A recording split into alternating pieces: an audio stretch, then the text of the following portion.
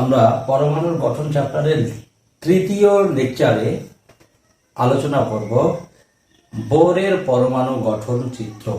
বোরের পরমাণু গঠন চিত্র, তার আগের ভিডিওটিতে আমরা আলোচনা করেছিলাম রাদারফোর্ডের পরমাণু গঠন চিত্র। তা আমাদের খেয়াল রাখতে হবে, আগেরটা যদি না বোঝা যায় তাহলে পরেরটা কিন্তু হবে না। ফলে রাদারফোর্ডের পরমাণু গঠন চিত্রতে আমরা কি পেয়েছিলাম একটু হালকা করে বলে নিই, তারপরে বোরের পরমাণু গঠন চিত্র। রাদারফোর্ডের পরমাণু গঠন চিত্রের ক্ষেত্রে আমরা বলেছিলাম যে পরমাণুকে কেন্দ্র করে পরমাণুর দুটো অংশ, একটা ছিল নিউক্লিয়াস যেখানে পরমাণুর সমস্ত ভারী কণাগুলো কেন্দ্রীভূত আছে, এবং আরেকটা অংশ হচ্ছে নিউক্লিয়াস বহির্ভূত বিভিন্ন বৃত্তাকার কক্ষপথ, যেই কক্ষপথগুলোতে ইলেকট্রনগুলো ঘূর্ণনশীল অবস্থায় আছে। এইটা আমরা পেয়েছিলাম, এবং সেইখানে বলা হয়েছিল যে ইলেকট্রনগুলোর ঘূর্ণনের দরুনই একটা শক্তি বিকিরণ হয়, যেই শক্তির বিকিরণটা আমরা বর্ণালী আকারে পাই। এটা ছিল রাদারফোর্ডের পরমাণু গঠন চিত্রের মূল কথা, যে নিউক্লিয়াস আছে, নিউক্লিয়াস বহির্ভূত বিভিন্ন কক্ষপথ আছে যেখানে ইলেকট্রনগুলো থাকছে, এবং সেই কক্ষপথের ইলেকট্রনগুলো ঘূর্ণনের দরুন যে শক্তিটা বর্জন করে, সেই বর্জিত শক্তিটাই আমরা বর্ণালীর আকারে পাই। সেইখানে আমরা কয়েকটা প্রশ্নের সম্মুখীন হয়েছিলাম যে আচ্ছা, যদি শক্তি সে বর্জন করতেই থাকে, অর্থাৎ রাদারফোর্ডের যে লিমিটেশন, সীমাবদ্ধতা সেখানে আমরা পেয়েছিলাম, সেইটাকে একটু মনে করাচ্ছি। যদি শক্তি পর্যায়গতভাবে বিকিরণ করতেই থাকে, একই রকম ঘূর্ণনের দরুন শক্তি বিকিরণ করতেই থাকে, তাহলে সেইখানে আমরা পাচ্ছিলাম ইলেকট্রনগুলো শক্তি যত বর্জন করবে তারা তত নিম্নতর শক্তি স্তরে ফিরে আসবে। এখানেও ঠিক ঘুরতে থাকলে সে আবার শক্তি বর্জন করে, এইখানে আবার সে ঘুরতে থাকলে শক্তি বর্জন করে একদম নিউক্লিয়াসের পৃষ্ঠে এসে পড়বে। ফলে আমরা যে পরমাণুর আকারটা পাচ্ছিলাম এখান থেকে এত বড়, সেটা কিন্তু আর থাকবে না। একটা সময় পরমাণুর আকারটা হয়ে যাবে নিউক্লিয়াসের আকারের সমান। এই তত্ত্বটা পুরোপুরি সত্য নয়, কারণ পরমাণুর আকার যত দিন যাক না কেন একটা নির্দিষ্ট থাকে, এটা নিউক্লিয়াসে রূপান্তরিত হয় না। তাহলে এটা একটা ত্রুটি ছিল। আর একটা ত্রুটি আমরা পেয়েছিলাম যে শক্তি যখন বিকিরণ করছে, একই রকম শক্তি, সমপরিমাণ শক্তি যদি বিকিরণ হয় তাহলে একই বর্ণের তরঙ্গ, একই বর্ণের আলো আমরা পাবো, কিন্তু পরমাণু থেকে যে বর্ণালীটা পাই সেটা আমরা বিচ্ছিন্ন বর্ণালী পাই এবং বিভিন্ন বর্ণের আলো পাই। তো এটা কেন হয় সেটা রাদারফোর্ড ব্যাখ্যা করতে পারেনি। আমরা রাদারফোর্ডের যে ত্রুটিগুলো হয়েছিল তারই ছাত্র বিজ্ঞানী নিলস বোর সেই তত্ত্বগুলোকে, বিজ্ঞানী রাদারফোর্ডের তত্ত্বগুলোকে একটু মডিফাইড করলো, এবং মডিফাইড করে যে তত্ত্বটা পেয়েছি আমরা সেইটাই লিখব, রাদারফোর্ডের পরমাণু মডেলের নিলস বোরের তত্ত্ব। তো সেইটা একটু বলবো। অ্যাকচুয়ালি এইখানে একটা জিনিস বলা দরকার আছে, যে নিলস বোরের তত্ত্বটা পুরোপুরি প্ল্যাঙ্কের কোয়ান্টাম তত্ত্বের উপর ভিত্তি করে দেওয়া। তাহলে আগে প্ল্যাঙ্কের কোয়ান্টাম তত্ত্বটা একটু জেনে নিই, যেটুকু প্রয়োজন আছে শুধু সেইটুকু বলছি। প্ল্যাঙ্কের কোয়ান্টাম তত্ত্ব, এবং প্ল্যাঙ্কের কোয়ান্টাম তত্ত্বের পর আমরা চলে যাব নিলস বোরের তত্ত্ব। প্ল্যাঙ্কের কোয়ান্টাম তত্ত্ব কি বলছে?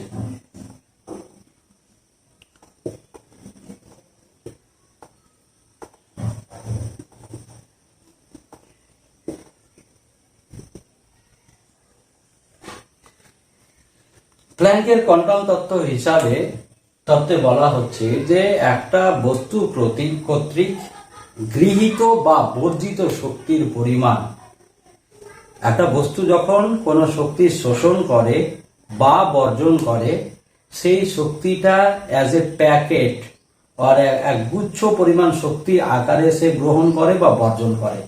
এক গুচ্ছ বা এক প্যাকেট আকারে, এক প্যাকেট বা এক গুচ্ছ জিনিসটা বুঝতে পারছিস। যেমন এই যে আমাদের তারগুলোর মধ্যে দেখবো যে এই ইলেকট্রিক তারগুলোর মধ্যে একটা তারের মধ্যে অনেকগুলো সরু সরু সরু তার থাকে, তাহলে ওই সরু সরু তারের একটা গুচ্ছ একটা তারের মধ্যে আছে, প্লাস্টিক কভারে আবৃত থাকে। ঠিক এইরকম কথাগুলো এখানে কল্পনা করা হচ্ছে যে প্ল্যাঙ্কের কোয়ান্টাম তত্ত্ব অনুসারে যে একটা বস্তু কর্তৃক গৃহীত বা বর্জিত শক্তির পরিমাণ কন্টিনিউয়াস, এই পরিমাণটা as a packet of energy বা একগুচ্ছ শক্তির হিসাবে সে গ্রহণ করে বা বর্জন করে। একগুচ্ছ শক্তিটাকেই প্ল্যাঙ্কের কথা অনুসারে এটাকে কোয়ান্টাম বলা হয়। কি বললাম? কোয়ান্টা। কোয়ান্টা কোয়ান্টা তাহলে কি? কোয়ান্টা বললাম as a packet of energy, A packet of energy, একগুচ্ছ শক্তি হিসাবে কল্পনা করা হচ্ছে। এইবার তাহলে একটা বস্তু কর্তৃক গৃহীত বা বর্জিত শক্তির পরিমাণ as a packet of energy. এইখানে দ্বিতীয় কথায় বলা হচ্ছে যে একটা বস্তুর এক প্যাকেট অফ এনার্জি যেমন হয়, তো বস্তু থেকে যে বিভিন্ন বর্ণালী, বিভিন্ন বিকিরণ যে হয়, তড়িৎচুম্বকীয় যে বিকিরণ, সেইখানে এই যে শক্তিটা বিকিরিত হয়, সেই শক্তিটার মান হচ্ছে ই প্রপোর্শনাল টু নিউ, অর্থাৎ বিকিরিত শক্তির কম্পাঙ্কের সঙ্গে সমানুপাতি হয়। কি বললাম? একটা বস্তু কর্তৃক শোষিত বা গৃহীত যে শক্তিটা আমরা পাই, যেটা কোয়ান্টা বলছি, একগুচ্ছ শক্তি, সেই শক্তির মানটা হচ্ছে সেখানে বিকিরিত তড়িৎচুম্বকীয় বিকিরণের কম্পাঙ্কের মানের সঙ্গে সমানুপাতি হয়, যেখানে নিউ দ্বারা আমরা প্রকাশ করি। এখন সমানুপাতিক চিহ্নটা যদি তুলে দিই, তখন আমরা পেয়ে যাব ই সমান এইচ নিউ। এখানে এইচটাকে বলা হয় প্ল্যাঙ্ক কনস্ট্যান্ট। তাহলে বিকিরণের শক্তির পরিমাণটা হচ্ছে নিউ, নিউ এর সঙ্গে সমানুপাতি। নিউটা কি? কম্পাঙ্ক। আর কম্পাঙ্ক কিভাবে প্রকাশ করা হয়? নিউ সমান সি বাই ল্যামডা। ল্যামডা হচ্ছে তরঙ্গ দৈর্ঘ্য, একটা শব্দে বিকিরণের চুম্বকীয় যে বা বিকিরণ আমরা পাবো তার তরঙ্গ দৈর্ঘ্য, আলোর তরঙ্গ দৈর্ঘ্য। এটা হচ্ছে কম্পাঙ্ক। সি হচ্ছে লাইট অফ ভেলোসিটি, আলোর ভেলোসিটি, বেগ। এটা মাথায় রাখিস। আচ্ছা, এইটা 2 নম্বর কথা। 3 নম্বর কথা বলছে যে একটা পদার্থ থেকে মোট গৃহীত বা বর্জিত শক্তির পরিমাণ, কোন বস্তু দ্বারা বিকিরিত বা গৃহীত শক্তির মোট পরিমাণ কত? মোট পরিমাণটা হলো 3 নম্বরে ই সমান এন ইন্টু এইচ নিউ। ই সমান N into H new. Clear? তাহলে এনটা কি? এনটা হচ্ছে যে কোনো পূর্ণ সংখ্যা। পূর্ণ সংখ্যা কথার কথা যদি ধরে নিই যে একটা পদার্থ থেকে মোট যে শক্তি বিকিরিত হয়েছে তার সেটা হচ্ছে প্রায় 200, কত বললাম? 200 ক্যালোরি। তো এই 200 ক্যালোরি শক্তিটা কি? 200 ক্যালোরি শক্তিটা টোটাল সমান আমরা যদি লিখি 200, that means N into H new. H new যদি একটা নির্দিষ্ট সংখ্যা হয়, কনস্ট্যান্ট টার্ম হয়, যদি ধরে নিই এটা ধর 10 বা 20, তাহলে এন একটা সংখ্যা যেটা গুণ করলে আমরা 200 পাবো। 200। তাহলে বোঝা গেল এটা একটা এইচ নিউটা একটা পূর্ণ মান, এইটা একটা নির্দিষ্ট মান, আর এন এটা তার গুণিতক আকারে থাকবে। তো এই হচ্ছে প্ল্যাঙ্কের কোয়ান্টাম তত্ত্ব, প্ল্যাঙ্ক কোয়ান্টাম তত্ত্বের ধারণা। এই তত্ত্বের মাধ্যমেই আমরা বিভিন্ন রকমের লিমিটেশনগুলো ব্যাখ্যা করতে পারি, যেগুলো আমরা গ্র্যাজুয়েশনে গিয়ে জানবো। যেমন ধর photo electric effect, black body radiation বা কৃষ্ণ বস্তুর বিকিরণ, এই কথাগুলো আসে। তারপরে বিচ্ছিন্ন বর্ণালী কেন হয়, এই জিনিসগুলো আমরা প্ল্যাঙ্কের কোয়ান্টাম তত্ত্ব থেকে ব্যাখ্যা করতে পারবো। এটা আমাদের ক্লাস 12-এ আপাতত খালি প্ল্যাঙ্ক কোয়ান্টাম তত্ত্বটা কি, টার্মগুলো মাথায় রাখার চেষ্টা করিস। এরপরে চলে আসে মূল বিষয়ে। এই তত্ত্বের উপর যেটা আমরা বিজ্ঞানী বোর তার তত্ত্বটা দিয়েছে সেটা একটু আলোচনা করব। নিলস বোরের পরমাণু গঠন চিত্র।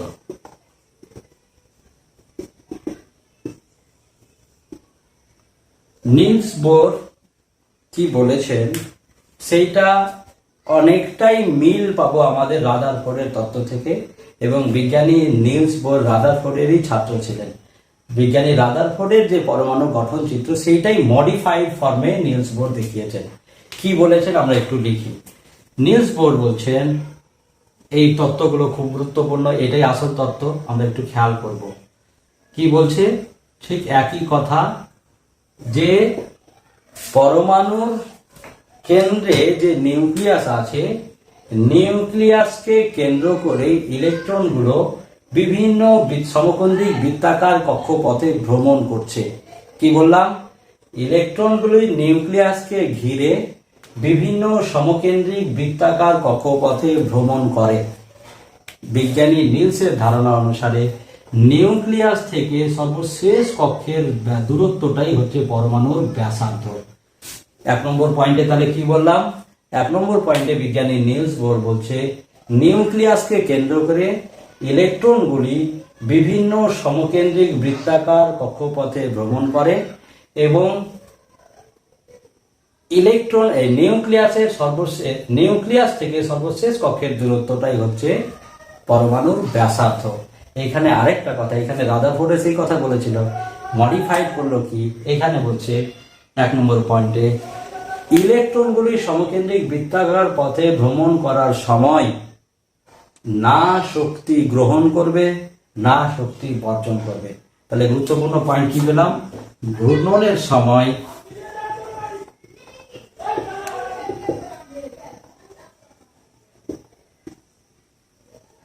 শক্তি গ্রহণ করে না এবং বর্জনও করে না। শক্তি গ্রহণও করে না, বর্জনও করে না। তাহলে এখানে তোদের কনফিউশন আসবে, তাহলে রাদারফোর্ড ঠিক না এই ঠিক? ঘুরতে গেলে তো শক্তি বর্জন করবে, এটা স্বাভাবিক। তাহলে এখানে বলছে ঘূর্ণনের সময় শক্তি গ্রহণও করে না, বর্জনও করে না। এইটা কিরকম? তো আমি একটা এক্সাম্পল দিই। থার্মোফ্লাক্স দেখেছিস? থার্মোফ্লাক্সে দেখবো গরম চা রাখলে গরম চা গরমই থেকে যায়। এটা যদি আদর্শ নয়, আদর্শ যদি থার্মোফ্লাক্স পাস, তাহলে যতক্ষণ থাকবে চা গরম ততটাই গরম থেকে যাবে। যদি আমাদের বাস্তবে দেখবো 3 ঘন্টা 4 ঘন্টা কি 6 ঘন্টা পর ঠান্ডা হয়ে গেছে, এটা কিন্তু দামিগুলোতে আরো বেশিক্ষণ থাকবে, তোরা ভালো করে জানছিস। তো এইখানে আমরা থার্মোফ্লাক্স, এইটা সিস্টেমটাকে বলা হয় আইসোলেটেড সিস্টেম। আইসোলেটেড সিস্টেমে যেখানে যা আছে ঠিক সেইটাই থাকবে, কনস্ট্যান্ট থাকবে, শক্তি গ্রহণও করবে না, শক্তি বর্জনও করবে না। তো বিজ্ঞানী নিলস বোর তার প্রথম তত্ত্বে এই কথাটুকু, প্রথম পয়েন্টে এইটুকু সংযোজন করছে যে গ্রহণও করবে না, ঘূর্ণনের সময় শক্তি বর্জনও করবে না। এটাও কি আদৌ সত্য কি না এটা একটু বলি। অ্যাকচুয়ালি যখন ঘূর্ণনের দরুন যে শক্তিটা সে ছাড়ে, যেমন ধর এই কক্ষটাতে একটা ইলেকট্রন আছে, এখানে একটা ইলেকট্রন আছে, তো এখানে ইলেকট্রন থাকার সময় যে শক্তিটা সে ছাড়বে, এটা ছাড়াটা স্বাভাবিক।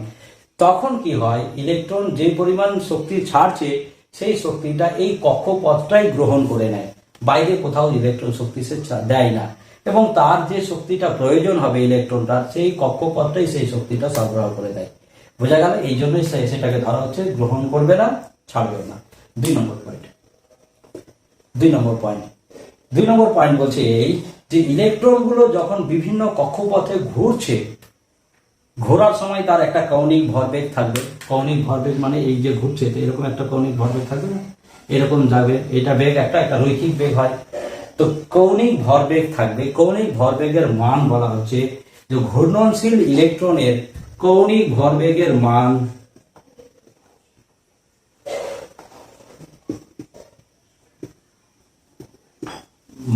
হবে mvr সমান n into h by 2 pi. mvr সমান n into h by 2 pi. এইখানে টার্মগুলো আমরা একটু বুঝি। এমটা হচ্ছে মাস অফ ইলেকট্রন, ভর, ইলেকট্রনের ভর।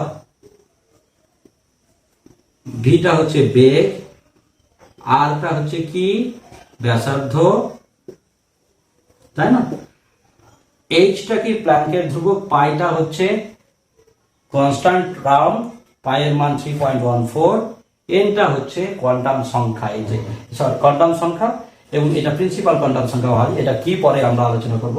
কোয়ান্টাম এই যে কক্ষপথগুলোকে চিহ্নিত করার জন্য এন এর মান 1 যদি হয়, তাহলে এটা প্রথম কক্ষপথে যে ইলেকট্রনগুলো ঘুরবে তার কৌণিক ভরবেগ পাবো, 1 বসিয়ে দিলে। এই যে এন এর মান 1 মানে এইটা হচ্ছে কক্ষপথের মান, এন এর মান 1। এই কক্ষপথের জন্য n এর মান 2 হবে, তৃতীয় কক্ষপথের জন্য n এর মান 3 হবে।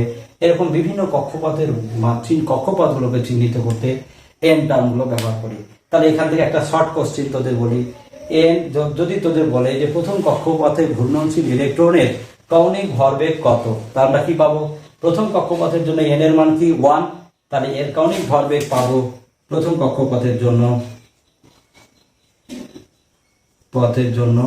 কৌণিক ভরবেগ আমরা পাচ্ছি mvr সমান n এর মান 1 ইন্টু h/2π, তাই না? তাহলে h/2π পেলাম। দ্বিতীয় কক্ষপথের জন্য কি পাবো? 2 ইন্টু h/2π হবে। ক্লিয়ার?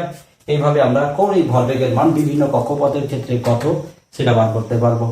চলে আসি এবার 3 নম্বর কথা। তাহলে কৌণিক ভরবেগ কি বোঝা গেল? কৌণিক ভরবেগ এইটা। 3 নম্বর কথা, খুবই গুরুত্বপূর্ণ কথা, সেটা একটু ভালো করে জানি।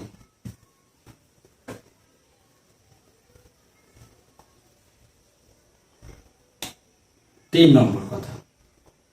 নম্বর কথায় বলা হচ্ছে যে যদি একটা পরমাণুতে বাইরে থেকে শক্তি দেওয়া হয় তাহলে কি হবে? একটা লোহাকে যদি আমরা শক্তি দিই তাহলে লোহাটা গরম হয়, তো গরম হয় এই অবস্থায় কি পরিবর্তন হয় পরমাণুর মধ্যে, এইটা এখানে বলছে। 3 নম্বর কথায় আমরা বলি, 3 নম্বর কথায় বলছে যদি বাইরে থেকে আমরা শক্তি কোন একটা পরমাণুতে দিই, এখানে বিজ্ঞানী নিলস বোর বলছে যে কক্ষপথে যে ইলেকট্রনগুলো আছে তারা শক্তি গ্রহণ করে নিয়ে তুলনামূলক উচ্চতর শক্তি স্তরে যেতে পারবে, আবার শক্তি বর্জন করে নিম্নতর শক্তি স্তরে ফিরে আসতে পারে। বোঝা গেল কি বললাম? কেন হচ্ছে যে বাইরে থেকে যদি আমরা কোনো পরমাণুকে শক্তি দিই পদার্থে, তাহলে সেইটা কি বলছে, সেই শক্তিটা গ্রহণ করে নিয়ে পদার্থগুলোর ক্ষেত্রে বিভিন্ন কক্ষপথে যে ইলেকট্রনগুলো আছে, ইলেকট্রনগুলো উচ্চতর কক্ষপথে চলে যায়। কখন যাবে? যেমন এখানে ধর এটা দ্বিতীয় আছে, আমি 3 নম্বর কক্ষ, 4র্থ নম্বর কক্ষপথ এখানে দিলাম, তাহলে কোন কক্ষপথে যাবে? এখানে বলা হচ্ছে যে আমরা একটা পরমাণুকে যে পরিমাণ শক্তি দিব, সেই শক্তিটা যেই কক্ষপথের সমপরিমাণ শক্তি হবে সেই কক্ষপথে ইলেকট্রনগুলো যাবে। ধরে নেই এটার কক্ষপথের শক্তির মান হচ্ছে 50, এটা হলো 40, এটা হলো 25, সাপোজ এটা হলো 10, কথার কথা। তাহলে যদি আমরা এই পরমাণুটাতে বাইরে থেকে শক্তির মানটা 40 ক্যালোরি বা 40 কিলো জুল হোক, যা হোক, আমি ইউনিটটা দিচ্ছি না, 40 অ্যামাউন্ট শক্তি দিই, তাহলে এখানকার ইলেকট্রনটা সে তৃতীয় কক্ষপথে চলে যাবে। এবার তোদের একটা কনফিউশন দূর করতে হবে, যদি আমি 45 পরিমাণ শক্তি দিই তখন কোথায় যাবে? তখন কি এর মাঝে থাকবে? না। নিলস বোরের ধারণা বলছে যে এই দুটো কক্ষপথের মাঝে কোনো স্পেস নেই, কোনো জায়গা নেই যেখানে ইলেকট্রনগুলো থাকতে পারে। ইলেকট্রন গেল কেবলমাত্র এই কক্ষপথগুলোতেই থাকবে। ক্লিয়ার হলো কথা কি বললাম? তাহলে ইলেকট্রনগুলো বিভিন্ন নির্দিষ্ট কতগুলি কক্ষপথেই ঘূর্ণনশীল অবস্থায় থাকবে, তার বাইরে কোথাও থাকবে না। যদি 45 পরিমাণ শক্তি দিস তখন সেই শক্তিটা এই স্তরের শক্তিতেই থাকবে ইলেকট্রনগুলো, 50 যখন পেয়ে যাবে তখন এখানে চলে যাবে। এইভাবে বিভিন্ন কক্ষপথে ইলেকট্রনগুলো ঘুরতে থাকে এবং শক্তি গ্রহণ করে নিয়ে উচ্চতর শক্তি স্তরে। এবার সাপোজ কোনো ইলেকট্রন 40 এমন শক্তি নিয়ে এখানে ঘুরছিল, সেই শক্তি বর্জন করতে করতে 10-এ চলে এসছে, কোন কক্ষপথে ফিরে আসবে? এখানে, তাই না? তাহলে এই যে শক্তি গ্রহণ করে নিয়ে উচ্চতর শক্তি স্তরে যাওয়া, শক্তি বর্জন করে নিম্নতর শক্তি স্তরে ফিরে আসা, এইটাই হচ্ছে নিলস বোরের তৃতীয় সূত্র। এবং এইখানে বলছে যে একটা শক্তি স্তর থেকে আরেকটা শক্তি স্তরে যাবে, কখন যাবে, কত পরিমাণ শক্তি নিয়ে, সেটা আমরা একটু ম্যাথমেটিক্যালি লিখব। এটার শক্তি যদি E1 ধরি, যেখানে h নিউ1, আর এইটা যদি ধরে নেই E2 হয়, তাহলে এটার শক্তি কত হবে? h নিউ2 হবে। তাহলে এইখান থেকে এখানে ততক্ষণে যাবে, এটার গ্যাপ কত আছে? 25 থেকে 10 বাদ 15, তাহলে অতিরিক্ত আর 15 এমন শক্তি সে পাবে, তবে এখানে যাবে। তো সেটাই ম্যাথমেটিক্যালি আমরা লিখবো। একটা গৃহীত বা বর্ধিত শক্তির পরিমাণ হবে বিভিন্ন কক্ষপথের ক্ষেত্রে E2 মাইনাস E1 সমান E del nu h, E বলছি h নিউ2 মাইনাস নিউ1, একে ডেল নিউ বলবো না। এবার এইটাকে আমরা ডেল নিউ2 মাইনাস নিউ1টাকে নিউ এর আকারে প্রকাশ করব, যার জন্য এটাকে সাধারণত ডেল ই সমান লেখা হয় h নিউ। এই যে শক্তির কম্পাঙ্ক, নির্দিষ্ট কম্পাঙ্ক শক্তি নিয়েই এই যে 10 এবং 15 এমন যে শক্তিটা পাচ্ছি সেটাকে নিউ আকারে লিখবো। এই এমন শক্তি নিয়ে সে উচ্চতর শক্তি স্তরে যাবে, বা এই এমন শক্তি বর্জন করে সে এখান থেকে এখানে ফিরে আসবে। তাহলে গৃহীত বা বর্জিত শক্তির পরিমাণ কত পেলাম? ডেল ই সমান এইচ নিউ। এটাই প্ল্যাঙ্ক কোয়ান্টাম তত্ত্ব থেকে এসছে। তাহলে তিনটা যে কথা আমি বললাম এটা একদম মাথায় রাখতে হবে। একটা হলো যে বিভিন্ন কক্ষপথে ইলেকট্রনগুলো যে ঘুরছে, ঘোরার সময়, ঘূর্ণনের সময় শক্তি গ্রহণ বা বর্জনও করে না, এবং নিউক্লিয়াস থেকে সর্বশেষ কক্ষের দূরত্বটাকে আমরা বলি তার ব্যাসার্ধ, এবং এগুলোকে বলা হয় স্থায়ী কক্ষপথ, যেগুলো আগে থেকে আছে। এইখানে আমরা কি পেলাম? তৃতীয় পয়েন্টে যে শক্তি শোষণ করে নিয়ে উচ্চতর শক্তি স্তরে যাবে, শক্তি গ্রহণ করে নিয়ে নিম্নতর শক্তি স্তরে ফিরে আসবে। একটা পরমাণু তার স্থায়ী শক্তি স্তর থেকে উচ্চতর শক্তি স্তর বা নিম্নতর শক্তি স্তর যেখানে যাক না কেন, সেই শক্তি স্তরটা অস্থায়ী শক্তি স্তর। উচ্চতর শক্তি স্তর বা নিম্নতর শক্তি স্তরটাকে কি বললাম? অস্থায়ী শক্তি স্তর বা এক্সাইটেড স্টেট, কক্ষ স্তর, এক্সাইটেড স্টেট। মনে থাকবে অস্থায়ী কক্ষ সংখ্যা। তাহলে এই জায়গাগুলো আমরা একটু খেয়াল রাখবো পরমাণু গঠনের চিত্রে।